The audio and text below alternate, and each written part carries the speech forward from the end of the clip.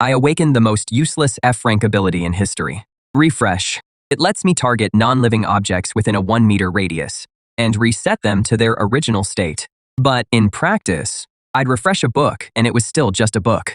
Refresh a towel and it stayed a towel. So 3 months into the zombie apocalypse, my girlfriend grabbed the last half-pack of crackers, got in another guy's car without looking back, and tossed an empty noodle cup at my feet before leaving, like I was some stray dog. Don't blame me, babe. Your ability is just too useless. If I stay with you, I'll starve to death. In despair, I stared at that empty cup, and a crazy idea suddenly hit me. Refresh. The rich smell of braised beef suddenly exploded in the air, and beneath the torn packaging sat neatly stacked noodles and 3 seasoning packets. I froze. So my ability wasn't useless after all.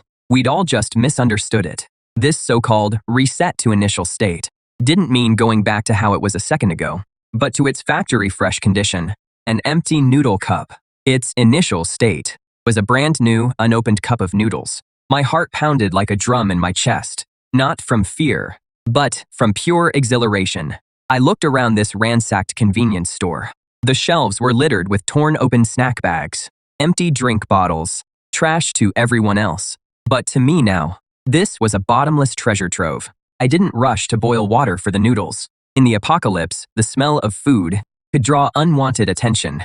I carefully climbed to the storage room on the 2nd floor and barricaded the door with heavy shelves. Only after making sure it was safe did I start my experiment. I put the empty cup on the floor and thought refresh in my head. The cup in front of me rippled almost imperceptibly, and instantly a brand new cup of noodles appeared.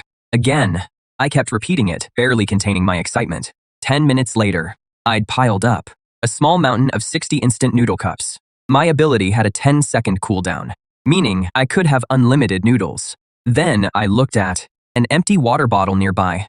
Refresh. Instantly, a 500 milliliters bottle of purified water appeared. I looked at the first aid kit on the ground, now just an empty shell. Refresh. A brand new first aid kit appeared in my hands. My breathing grew rapid. Food, water, medicine, the most precious resources in the apocalypse, were now inexhaustible for me. Lu Ruyan, didn't you say my ability was worthless? Just wait. One day you'll come begging on your knees, begging me for scraps. For the next 3 days, I locked myself in the warehouse. The mountain of empty packaging in the warehouse became my raw materials. Chips, crackers, chocolate, everything edible. I refreshed them into several large crates. Drinks and bottled water filled half the corner. Most importantly, I found an empty gas canister, paired with a portable camping stove from the store. I could finally have a hot meal. After closing all the warehouse windows, I boiled a pot of water, tore open 3 seasoning packets, and carefully placed the noodle cake inside. When that long-lost aroma filled my nose, I couldn't hold back my tears. I cried as I wolfed it down. Since the apocalypse began, this was the fullest, safest meal I'd eaten. After eating my fill, my mind began to clear. Staying hidden here wasn't a solution. This convenience store would be overrun by zombies eventually, or discovered by other survivors. I had to find a safer base.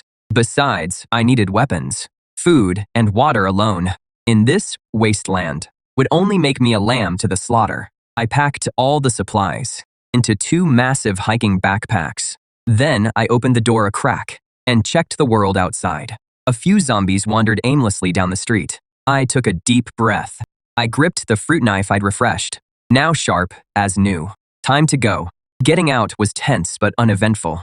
I used the maze of back alleys to avoid most of the zombies. When I ran into stragglers, I'd throw a refreshed full can of Coke as hard as I could. While it staggered, I'd finish it off with the knife. My target was Blue Bay Residences out west. It was a famous upscale neighborhood with serious security. The walls were high and thick. They'd hold for a while, at least early on. More importantly, my parents' house was there. I was at school when the apocalypse hit and lost contact with my parents. Finding them was my only goal now. But the journey to Blue Bay was tougher than I expected. The city was completely paralyzed. Abandoned vehicles clogged every main road. I saw too many tragedies along the way. Violent fights broke out over supplies. That is when I truly realized Liu Yanyan's betrayal was perhaps just, in this cruel world, the most insignificant part. Here, humanity had already collapsed. By dusk on the third day, I finally reached the outskirts of Blue Bay. The tall iron gates were shut tight. I could see guards on the walls. As expected, it had become a survivor stronghold.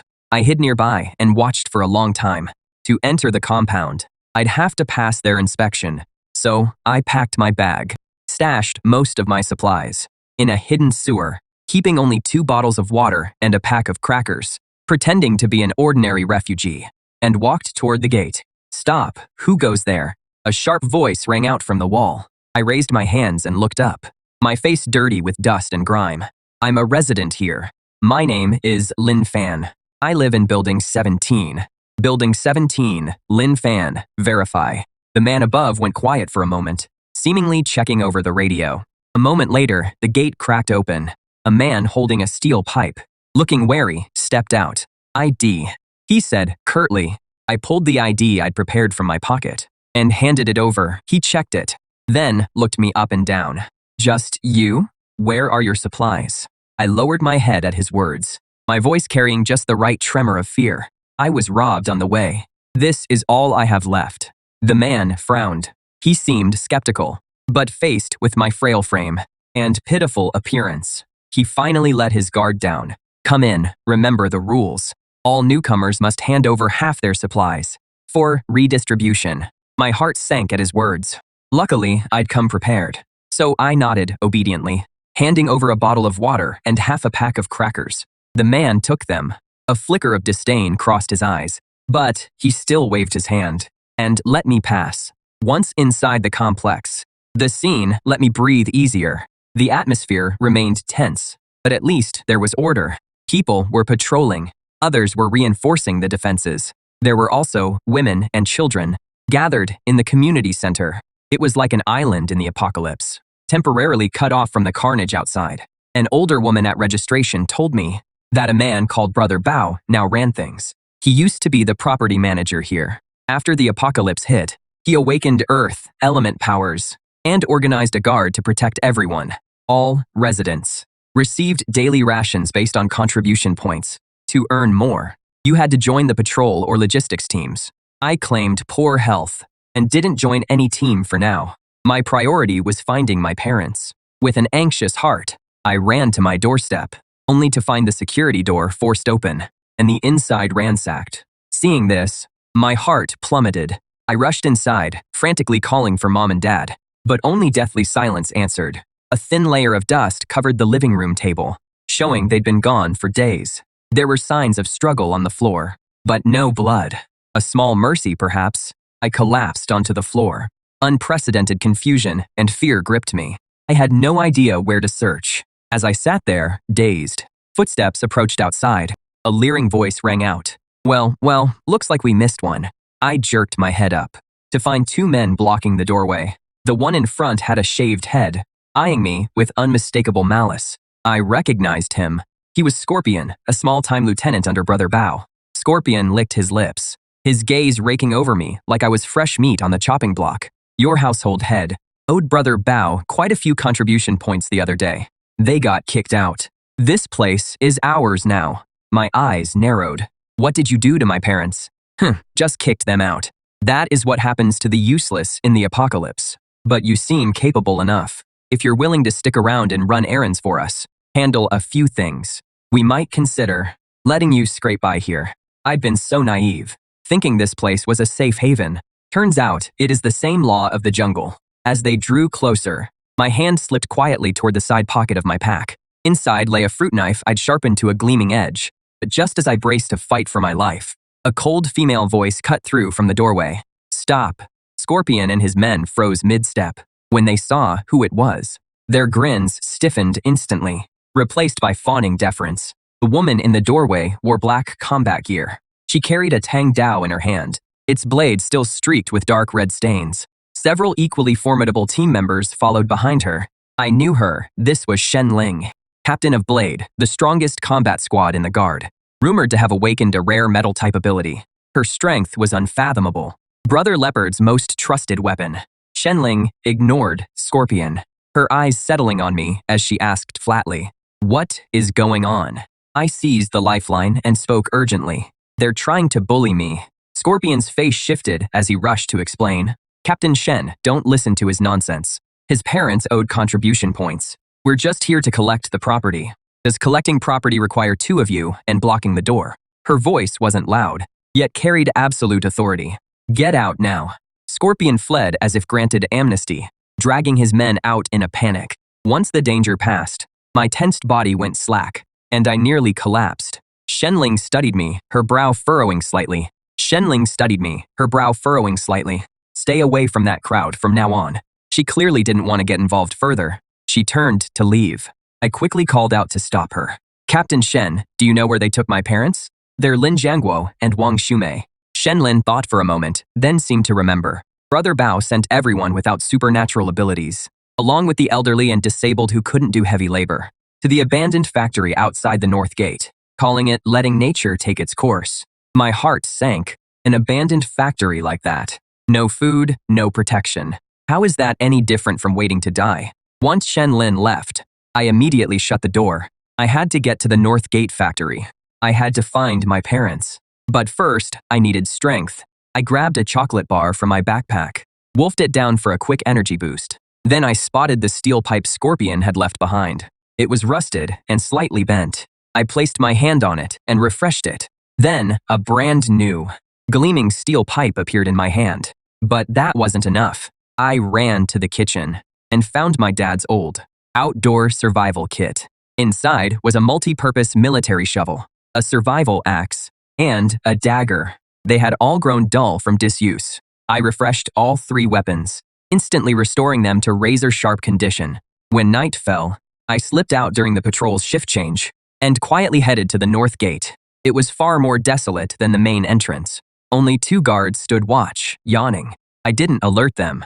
Instead, I found a blind spot in the surveillance. Using the brand new rope I had refreshed, I easily scaled the 3-meter wall. Beyond the wall lay a wasteland. In the distance, I could make out a factory, like a silent steel beast. The air reeked of decay. Occasional zombie growls echoed in the darkness. I gripped the pipe and crouched low, quickly making my way toward the factory. But the closer I got to the factory, the more zombies there were. I hid behind a crumbling wall. At least a dozen zombies were gathered at the factory entrance, drawn by some noise, frantically pounding on the factory's sealed iron gate, while faint cries and screams came from inside. My parents were in there. I was frantic, but my mind warned me not to force my way in. I surveyed my surroundings and spotted a row of high windows on the factory side, roughly 4 meters from the ground. Maybe I could enter from there. Having made up my mind, I sprang into action. I grabbed a rock and hurled it with all my strength at an abandoned car in the distance. It struck the windshield, producing a sharp crack. Sure enough, the zombies at the entrance were drawn to it, turning sluggishly and shuffling toward the sound. Seizing the opportunity, I dashed to the factory wall. I pulled out a rope from my backpack, one end tied to a climbing pick. I swung it hard. The pick lodged firmly in the windowsill. I took a deep breath and nimbly climbed the rope, swiftly pulling myself through the window and rolling inside the factory. It was a massive production floor, filled with rusted machinery and scattered parts. Only thin beams of moonlight filtered through the damaged roof. At the other end of the workshop came muffled sobs and arguing. I cautiously followed the sounds. In a corner enclosed by discarded machinery, I saw dozens of survivors, mostly elderly and children. I immediately spotted my parents among them. They were huddled in the corner. My mother sat hugging her knees, crying silently, while my father held her tight, comforting her. My eyes instantly welled up. I choked out a cry. Everyone jumped at the sound of my voice, all heads turning toward me. My parents' heads snapped up. The moment they saw me, their faces shifted from shock to pure joy. My mother cried out and came scrambling toward me. Our family of 3, in this desperate apocalypse, embraced tightly. The joy of reunion washed away all fear and worry. But soon, a harsh voice cut in, shattering the tender moment. "Hey, where'd you come from?" A scar-faced man stepped forward, backed by several burly young men. Clearly the leader here. He eyed the bulging backpack on my shoulders, his gaze greedy. "You've got guts, kid, making it all the way here alone. What is in that backpack? Open it up, let's see." I stepped in front of my parents, staring coldly at him. "This is mine." "Yours?" Scar sneered. "Around here, nothing belongs to anyone. Everything belongs to me. Hand over the bag if you know what is good for you. Or else, he hefted his machete. The threat was clear. His thugs closed in behind him, eyeing me like predators. The elderly and weak, driven here by them, seethed with silent rage, but could only watch with pity. Seeing this, my father pulled me behind him and forced a smile at Scar. Boss, my son doesn't know any better. There is just some food in his bag. Take it all, just don't hurt him. Too late. Scar sneered. I want more than his bag now. I want his life. The moment he finished speaking, Scar lunged at me. A cold glint flashed in my eyes. Instead of retreating, I stepped forward. My steel pipe swung at a sharp angle and slammed hard into his wrist. A sharp crack rang out. Scar's wrist bent. At a sickening angle, everyone froze. No one had expected this scrawny-looking kid to actually fight back. Scar was sweating bullets from the pain. His face twisted as he roared. You hit me. Get him. Grab him. I'll make him wish he was dead. The thugs snapped out of it. They charged at me, yelling. I tossed my backpack to my parents, then raised my pipe to defend. One thug swung a wooden club at me. I dodged aside and flicked my wrist. The other end of my pipe caught him right in the groin. He screamed instantly, doubled over, and collapsed. No wasted motion. Every strike hit a vulnerable joint, just enough to protect myself. What terrified them more was my stamina seemed endless. After taking down 2 of them, the remaining thugs were terrified, too scared to step forward. Scarface clutched his broken wrist, staring at me in shock and fury. Who the hell are you? You're an ability user too. I didn't answer him. I just fixed him with an icy stare. All the suffering I'd endured these past months of the apocalypse, at this moment, blazed into pure rage. Leave or die. My ruthlessness stunned them all. Scarface's expression flickered. He hadn't expected to pick a fight with someone this dangerous. But while the standoff continued, suddenly, the factory's iron gate erupted with a deafening crash, followed by a second, then a third. At this, the crowd erupted in panic. The zombies outside were battering the gate. What is going on? Why are the zombies suddenly rampaging? Panic spread like wildfire. Scarface had no time for that. Together with several thugs, used their bodies and debris to desperately brace the buckling gate. But there were too many zombies. The gate was badly dented from the impacts, the latch groaning under the strain, on the verge of collapse. Despair gripped everyone. My parents shook with terror, gripping my hand tightly. I glanced over. It was an old, rusted iron gate. A bold idea formed in my mind.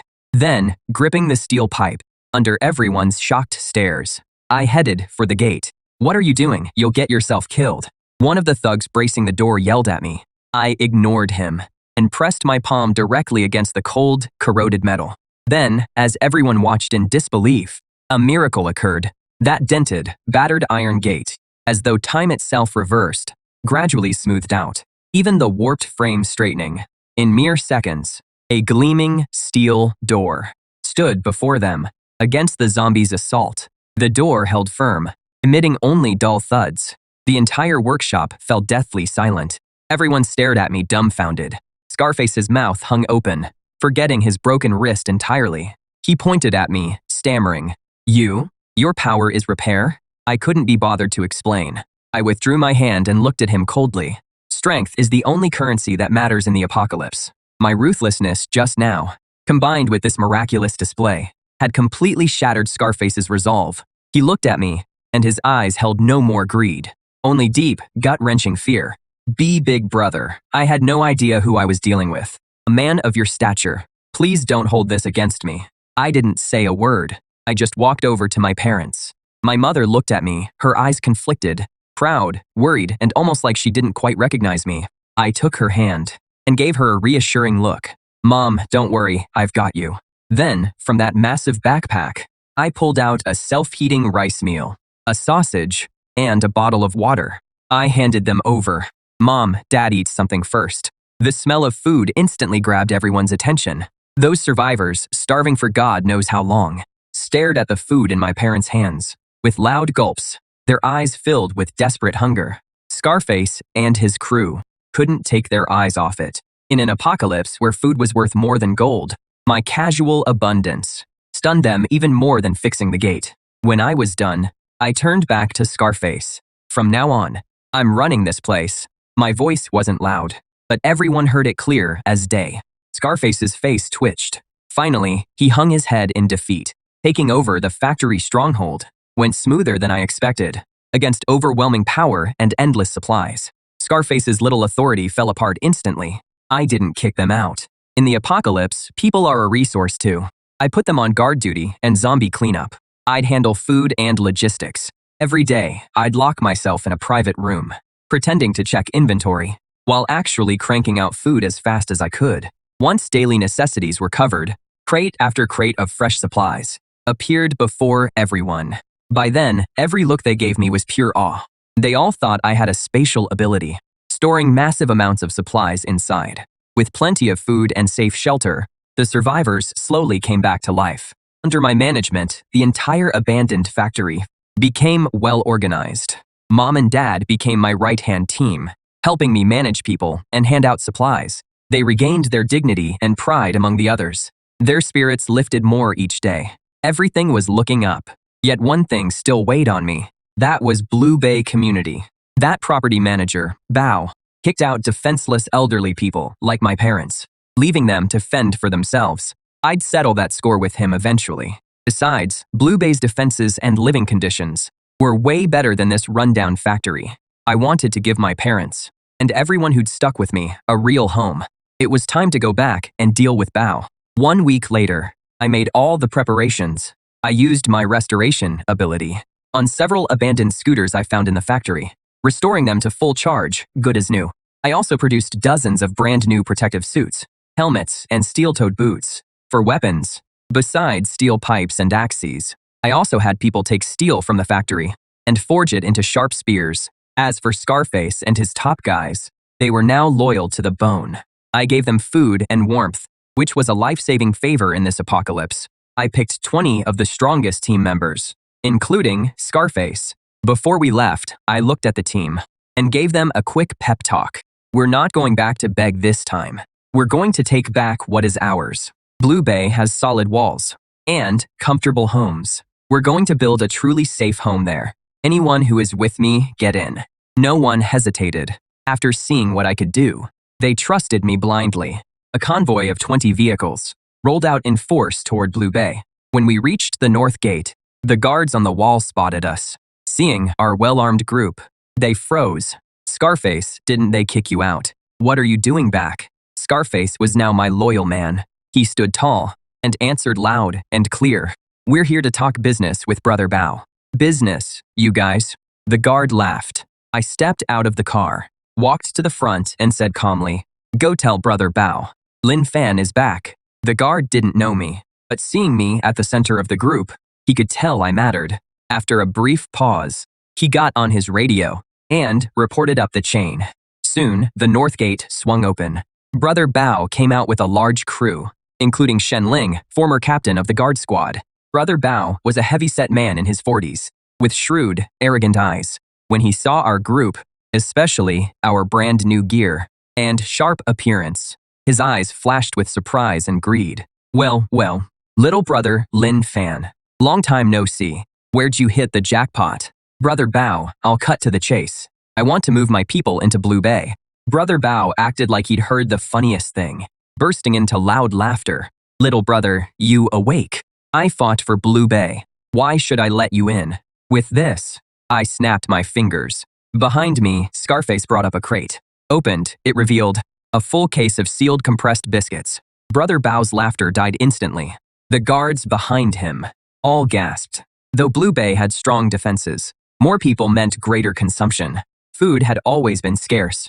Their daily ration was barely a piece of black bread. Where did you get all this food? You don't need to know where it came from. I just need one answer. Are we working together or not? Brother Bao's eyes flickered. What kind of cooperation are you proposing? Simple, my people move in. We provide part of the food. You handle security. We manage this place together. Brother Bao's face darkened. Little brother, you're asking for too much. I'm the leader of this base. How could I possibly share power with some unknown kid? As equals, those are my terms. If you don't agree, we'll fight our way in. Fight your way in. With just 20 of you. Shen Ling, At his command, Shenling and the Blade Squad behind her stepped forward in unison. A murderous aura instantly filled the air. The Blade Squad was Blue Bay's ace in the hole. Every member was a battle-hardened ability user. My men instantly tensed up. Only I remained unfazed. I looked at Shenling, the woman who had once helped me. She was looking at me too, her eyes showing curiosity and surprise. Captain Shen, do you also think we can't get in? Shenling was silent for a moment before speaking. Mr. Lin, you're very strong. But Blue Bay has 200 guards. Forcefully breaking in won't end well for you. Her words were meant as a friendly warning. Brother Bao smirked triumphantly. You hear that? Don't push your luck. Hand over all your food. And I might consider letting you and your parents live here as ordinary residents. As for your men, send them back where they came from. That was his answer. Take all my supplies. Then get rid of all my men. What a slick move. I smiled. Looked like we had nothing left to talk about. I slowly raised my right hand and pointed it behind them at the tallest apartment building in the complex. I looked at them and said slowly and clearly, I'm giving you one last chance. Let me in, or I'll make that building disappear. My words dropped the place into an eerie silence, then exploded into deafening laughter. Brother Bao laughed until tears nearly came. Shenling, you hear this? That is the funniest thing I've heard all year. But Shenling wasn't laughing. She just stared at me hard, her eyes dead serious. She had a feeling I wasn't kidding. I really wasn't. Wiping the smile off my face, I started counting down. The grin on Brother Bao's face froze. Everyone's laughter died. They looked around at each other, starting to feel like something was off. That 30-story tower was Blue Bay Complex's landmark building and home to most of the guards' families. When I hit 1, Brother Bao finally roared, all bark and no bite. Quit your tricks. Take him down. But it was already too late. The second I finished counting, I unleashed my power, not targeting anything within arm's reach, but pushing my power's range to its absolute max, full throttle. I aimed at that massive building 100 yards away and thought, refresh. The whole world seemed to go silent. Before hundreds of horrified eyes, that 30-story skyscraper started flickering like a bad TV signal, glitching like crazy. His outline began to blur and fade. In just 1 second, the building and everything inside it vanished into thin air. Only an empty foundation remained, as if it had never existed. Everyone's faces froze, turning blank with shock and indescribable terror. Brother Bao's men completely broke down. They dropped their weapons and fled screaming in all directions, as if escaping the apocalypse. Brother Bao himself slumped to the ground, his face ashen, lips trembling, unable to utter a single word. His prized 200-man guard unit disintegrated instantly. Shenling and the Blade Squad behind her didn't break down, but every face showed nothing but shock and terror. Shenling's hand gripping her blade trembled slightly. She looked at me. Her gaze completely changed. She was no longer looking at a capable survivor, but at a god walking the earth. I slowly lowered my hand and walked up to Brother Bao, who lay paralyzed on the ground. He looked up at me as if I were a monster, his body shaking like a leaf. Now, can I bring my people in? Brother Bao nodded frantically, scrambling aside to clear the path. I ignored him, turned to those behind me, and said to Scarface and the others, who were just as stunned, into the city. Only then did my team snap out of their daze. They looked at me, their eyes filled with fervent worship. They knew their leader was strong, but they'd never imagined this level of power. Erasing an entire building. What kind of power was that? Following a leader like this, surviving the apocalypse wouldn't be a problem. Our group drove into Blue Bay residences. While everyone watched in awe, no one dared stand in our way. Shenling and her Blade Squad followed silently behind us, like they were escorting us. I knew from that day on, Blue Bay residences had a new owner. After settling in at Blue Bay, the first thing I did was settle accounts. Brother Bao and his top enforcers who'd ruled through fear were locked up. I didn't kill them. I just stripped them of their powers. After evolving, my refresh ability could now work on living things. I could refresh a person's body, restoring them to perfect health. And naturally, I could also refresh the power core inside them, resetting it to before they ever awakened. When Brother Bao went from an Earth-type user to a helpless, overweight man, he completely broke. As for Shenling and her Blade Squad, I chose to win them over. They were real fighters. They still had their conscience, a rare find in the apocalypse. Right in front of Shenling, I refreshed a Tang blade dulled from combat, then refreshed a box of antibiotics about to expire, turning them into brand new meds.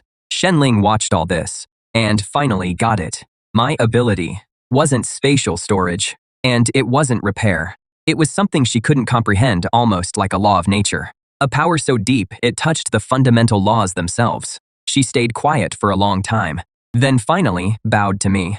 Blade Squad, from today, we follow your orders. With the Blade Squad on my side, I truly controlled Blue Bay residences. I set new rules. Everyone, powered or not, got food if they worked. With my endless supplies, I quickly won them over. At the same time, I'd cleared out all the troublemakers in the community. Under my management, Blue Bay had been completely transformed, thriving and vibrant. My parents looked at me with pride and satisfaction in their eyes. They never asked what my ability actually was. They only knew their son had grown up and that he'd become someone everyone could rely on. Once the base was running smoothly, I started thinking about something deeper. What exactly were the limits of my ability? I'd refreshed instant noodles. I'd refreshed entire buildings. So could I refresh a living person? I found a guard who'd been scratched by a zombie in combat. Someone who had already begun to turn. Everyone thought he was beyond saving. I sent everyone away. I closed the door and placed my hand on his forehead. A soft white light enveloped the guard. His agonized screams gradually subsided. The mutations in his body visibly receded. I watched his wound vanish and felt a tidal wave rise in my chest. I'd done it. I'd restored his body to its original state before infection. This meant the zombie virus was no longer a death sentence. This discovery thrilled me even more than refreshing an entire building. If I could cure the zombie virus, didn't that mean I could save more people? Maybe even end this apocalypse. A grand plan quietly took shape in my mind. But before that, I had some personal business to settle. I called Shen Ling in and asked if there'd been any news of a survivor group called Li Huo, the one with Chen Yan, that D-rank flame manipulator, and my ex, Lu Ruyan. Shen Ling pulled up the map and pointed to a large supermarket in the East District. According to our intel, they'd occupied that location. They're the largest faction in the East. Their leader's name is Chen Yan, a peak D rank flame manipulator. A cold glint flashed in my eyes. Let's go pay our neighbor a visit tomorrow. The next day, I only brought Shen Ling and the Blade Squad. We drove in an armored off-roader I'd upgraded and plowed straight through to that big supermarket. The place had been turned into a solid fortress. Armed guards lined the walls. Our arrival immediately put them on edge. State your name. Shen Ling leaned out and shouted, Lin Fan from Lan Bei Base. Here to see Chen Yan, leader of Blaze Base. The men on the wall clearly hadn't heard of me, but they knew Lan Bei Base. Before long, the supermarket's main gate swung open. A man in a red leather jacket stepped out. Behind him was Lu Ruyan, all smiles and flattery. It had been months. Lu Ruyan seemed to be doing pretty well for herself. She froze when she saw me. Then her face twisted with open contempt and smug superiority. Well, if it isn't Lin Fan, couldn't hack it out there. Come crawling to Blaze for help.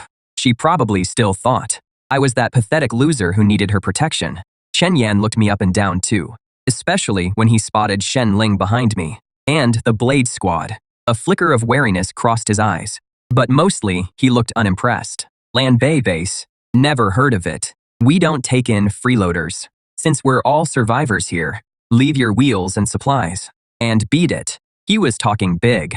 In his mind, his low-level fire powers made him untouchable. Lu Ruyan piled on, riding his coattails. You hear that, Lin Fan? For old time's sake, I'm telling you, don't get cocky. The way you are now, you're not fit to shine Chen Yan's shoes. I looked at her smug little face and suddenly laughed. Lu Ruyan, remember that empty instant noodle cup you threw at me? Lu Ruyan froze, wondering why I'd brought it up. What noodle cup? I don't remember. Get lost, you're in the way. I dropped my smile. My eyes turned cold. You may not remember, but I do. Today, I'm here to make you eat it. Lu Ruyan looked like she'd heard the funniest joke ever. Pointing at me, she burst into laughter. Lin Fan, have you lost your mind? Make me eat a noodle cup. What gives you the right? Chen Yan crossed his arms with a sneer. Pretty bold words, kid. Looks like if we don't teach you a lesson, you won't even know how to write the word death. The moment he finished speaking, a blazing fireball condensed in his palm, radiating intense heat. The Blade Squad members immediately assumed defensive stances. Only Shenling and I remained standing motionless. I looked at the fireball in his hand. I shook my head. Is that all you've got? Pathetic. As I spoke, I raised my hand. The blazing fireball, in Chen Yan's palm, was extinguished like a candle in the wind. With a soft puff, it vanished into thin air. The smug grin on Chen Yan's face froze instantly. He stared in disbelief at his empty palm. What happened? Where is my fire? He tried to summon his ability again, but no matter how hard he tried, not a single spark would ignite. His prized D-rank fire manipulation ability was gone. What did you do to me? Chen Yan pointed at me in terror, his voice shrill. I didn't answer him. I simply turned to Liu Ruyan, who was frozen in fear. Now do you see what gives me the right? Liu Ruyan's lips trembled. Her face was deathly pale. She had no idea what had just happened, but she had watched that terrifying flame ability fizzle out silently before me. Fear left her unable to string a sentence together. Shenling tossed her in front of me like a sack of potatoes, forcing her to her knees. Tears and snot streaming down her face as she begged for mercy. I watched this pathetic display without feeling a thing. I pulled something from my pocket. It was a crushed, braised beef instant noodle cup, the same one she'd thrown at me before. I'd kept it all this time. The empty container in my hand instantly restored itself to a brand new cup of noodles. I tore open the packaging, dumping out the noodles and seasoning packets, leaving only the empty paper bowl. I placed it in front of Liu Ruyan. Liu Ruyan stared at the empty bowl on the ground, her face paler than a corpse. She knew I wasn't kidding. Her hands shaking, she picked up the paper bowl, forced to eat it while everyone watched. Tears and snot covered her face. Chen Yan watched this, and finally realized what kind of terrifying person he'd crossed. His legs gave out, and he knelt down too. I didn't look at him. I just watched Liu Ruyan in silence, until she swallowed the paper bowl along with the wrapper. The whole thing, the fall of Li Huo base, was even easier than I'd expected. Stripped of their leader's abilities, and terrified by my methods, they surrendered with barely a fight. I merged the two bases, and Blue Bay Base became the most powerful survivor group in the eastern part of the city. With Liu Ruyan dealt with, I threw all my energy into developing the base and researching supernatural abilities. Once word gets out that I can cure the zombie virus, it'll shake the whole world. Until I have enough power to protect myself, I have to keep this secret. I set up a secret medical lab, run by my parents, specifically to treat infected people who could still be saved. Everyone I healed was deeply grateful to me and became my most loyal follower. My influence snowballed. During this time, I also encountered other survivor factions. To friends, I offered supplies and aid. To enemies, I showed no mercy. Lin Fan's name gradually became legendary.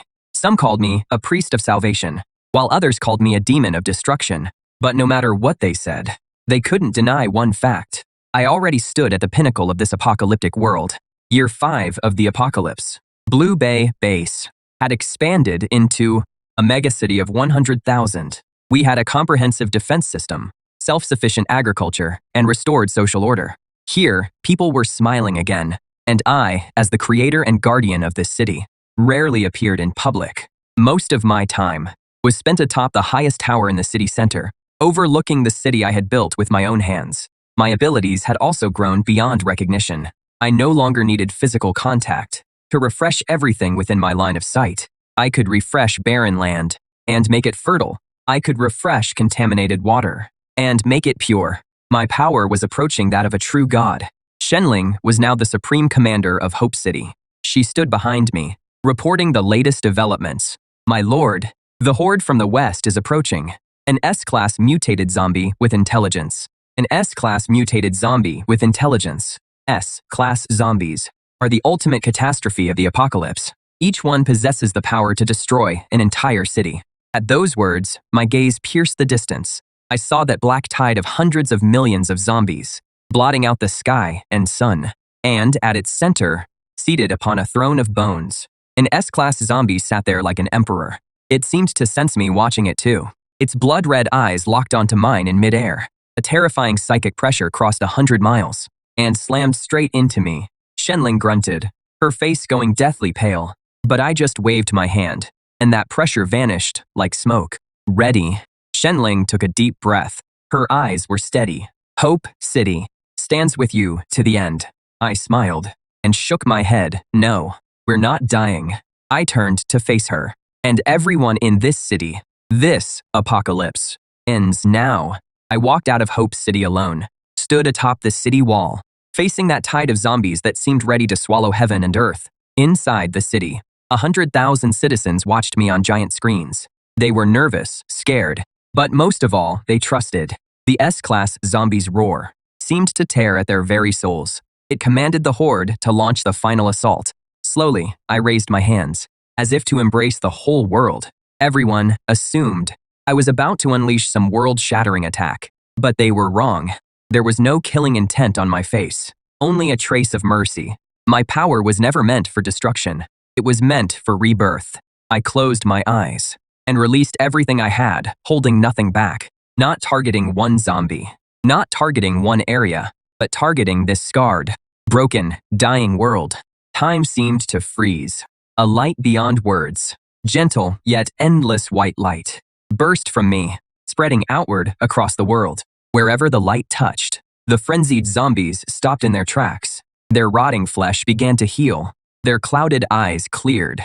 The violence and bloodlust in their eyes gave way to confusion and humanity. The light swept across the land.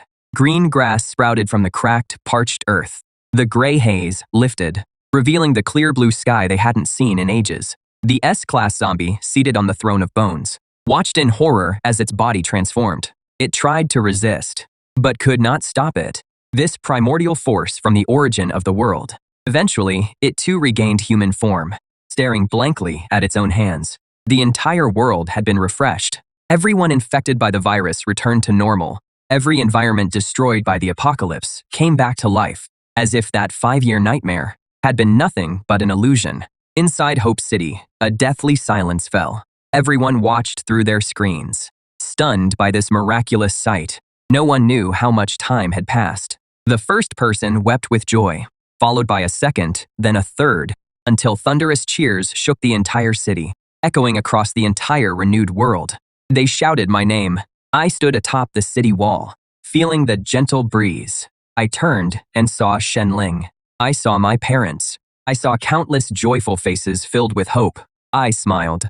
The instant noodles before me could refresh infinitely, and so could the world beneath my feet.